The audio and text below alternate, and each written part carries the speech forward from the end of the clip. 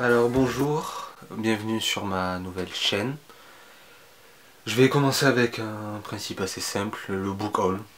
Ça va me permettre de voir comment faire pour monter une vidéo, la diffuser, voir comment ça se passe, tout ça. Donc elle va être assez courte et hésitante à mon avis. Donc on va bien voir ce que ça donne. J'ai été hier à la librairie de BD près de chez moi et donc comme d'hab j'ai craqué sur plein de trucs alors que je venais juste pour voir ce qui était sorti, tout ça par rapport à Angoulême parce que j'y avais pas été cette année, donc bon, mais j'ai trouvé des choses.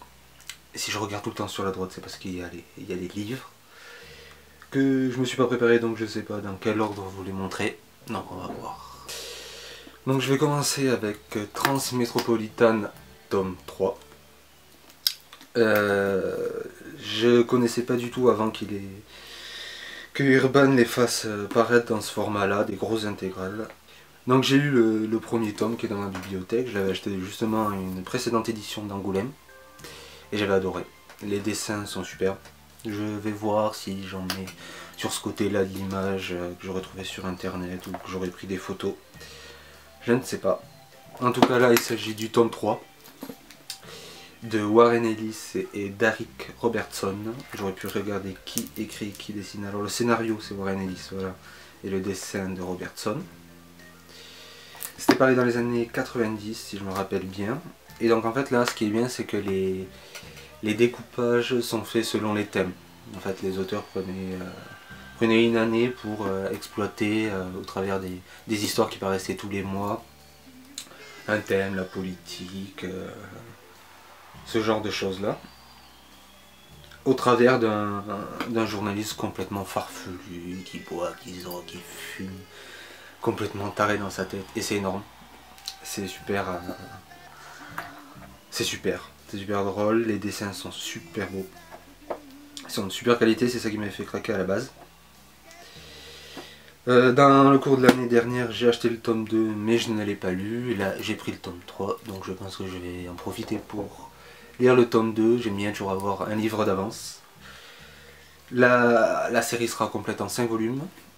Donc l'année prochaine, il y aura tout qui sera paru.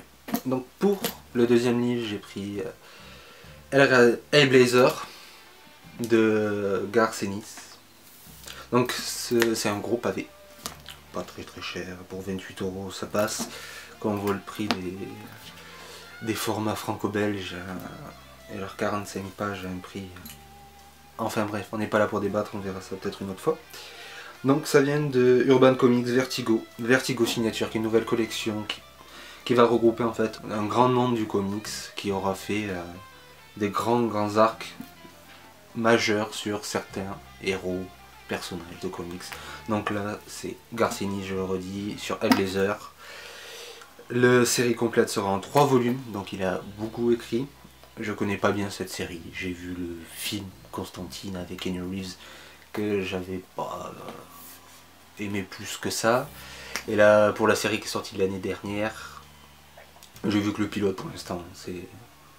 Donc pour Hellblazer quand même, pour parler, ça suit John Constantine, lui-même, qui est en fait un magicien hyper cynique, qui en fait aussi est enquêteur et qui se bat contre les forces du mal à sa manière, assez badass. En général, assez trash, hein, comme on montre les taches de sang. J'ai l'impression qu'elles sont passées au filtre pour que ça fasse moins sanglant. J'ai l'impression que le Comics Code est peut-être passé par là, je n'en sais rien. Niveau dessin, c'est un peu vieillot, c'est très typé 90, des fois c'est un peu trop léché pour mon goût, mais bon on verra bien ce que ça donne. Je pense que ça sera pas mal. Je peux pas dire, je vous en dirai peut-être plus si ça m'a plu ou si ça m'a pas plu. Même si je pense que la chaîne sera plus axée vraiment sur les choses que j'aime. Je suis pas là pour détruire les choses que j'aime pas parce que d'autres le font très bien. Que, voilà, alors à part si c'est une grosse déception, mais vu que j'attends pas grand chose de ça, on verra. Pour le troisième achat que j'ai fait, donc Death Sentence, que j'ai pris pour sa couverture parce que j'ai trouvé vraiment pas mal. Elle m'a rappelé un autre comics, Hack and Slash, je sais pas si vous connaissez, j'en parlerai peut-être dans une prochaine vidéo. Je trouve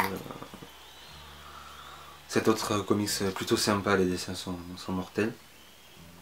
Enfin bref, sinon de quoi ça parle? Ça raconte l'histoire de gens qui ont des pouvoirs qui apparaissent, je crois, après des rapports sexuels. Comme quoi il peut peut-être y avoir des MST sympas, mais en fait pas du tout. Parce que dès qu'ils ont ces pouvoirs, ils n'ont plus que 6 mois à vivre. Donc en fait ça va être qu'est-ce qu'ils vont faire de ces pouvoirs avec ce temps imparti, le bien, le mal. Je pense que toute la question est là.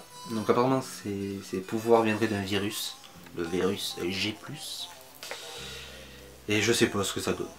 Mais un petit one shot ça peut pas faire de mal de temps en temps parce que les séries ça va 5 minutes. Et puis ça coûte cher à force.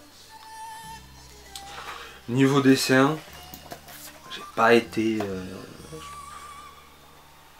transcendé quoi. Les couleurs sont sympas, mais après les dessins, c'est pas trop mon truc. Il y a un petit côté peut-être Walking Dead,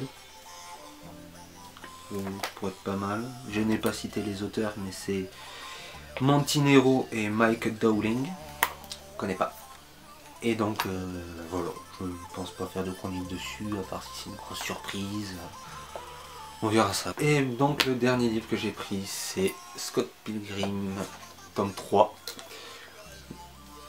Donc, il y a le sous-titre, j'avais pas fait gaffe, And the Infinity Sadness de Brian Lee O'Malley, aux éditions Milady, édition couleur, hardcover.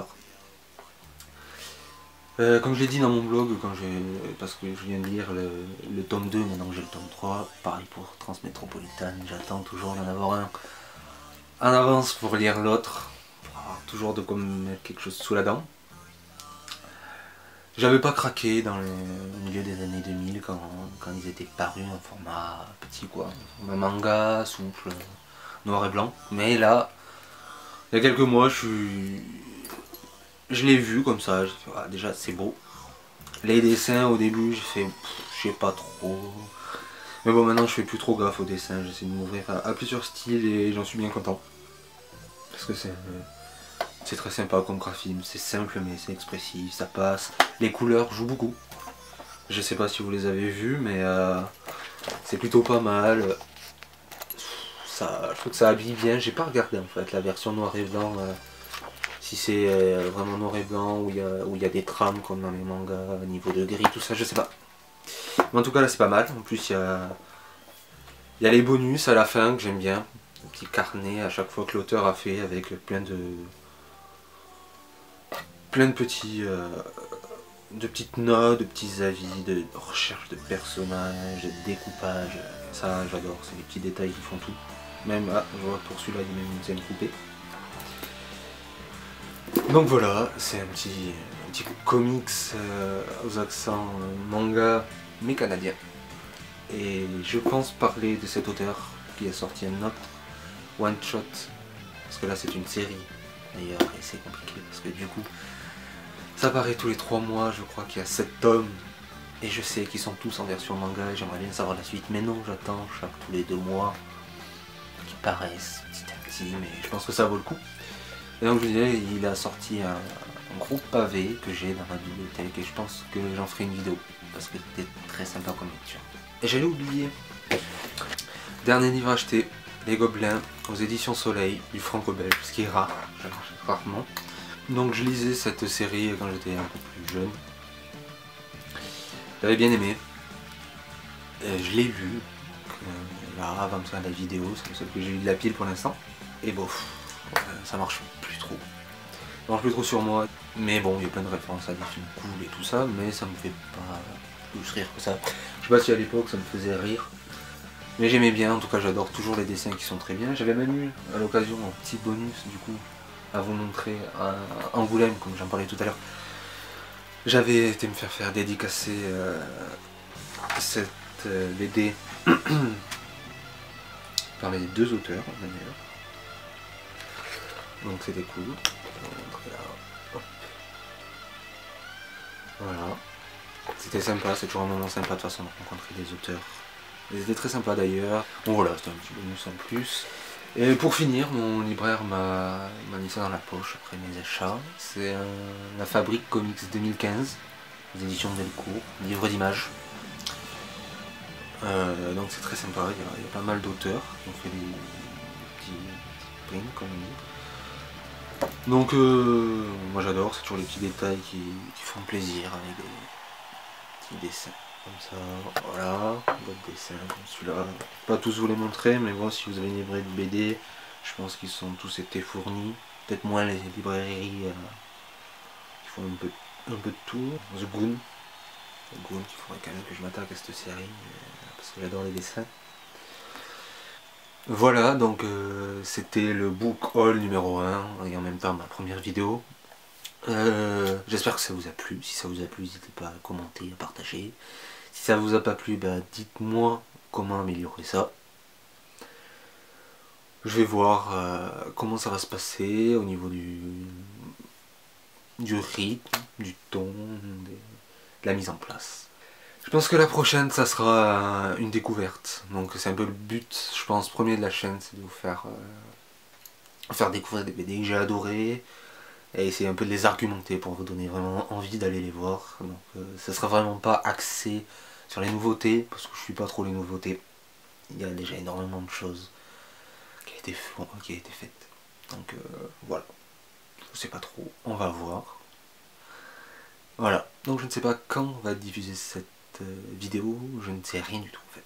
Là je vais voir ce que ça donne directement, je vais les mettre sur l'ordi, je vais m'écouter, je vais râler, et après je vais essayer de le monter, et en faire un truc pas trop dégueulasse, en espérant que le son n'est pas trop nul.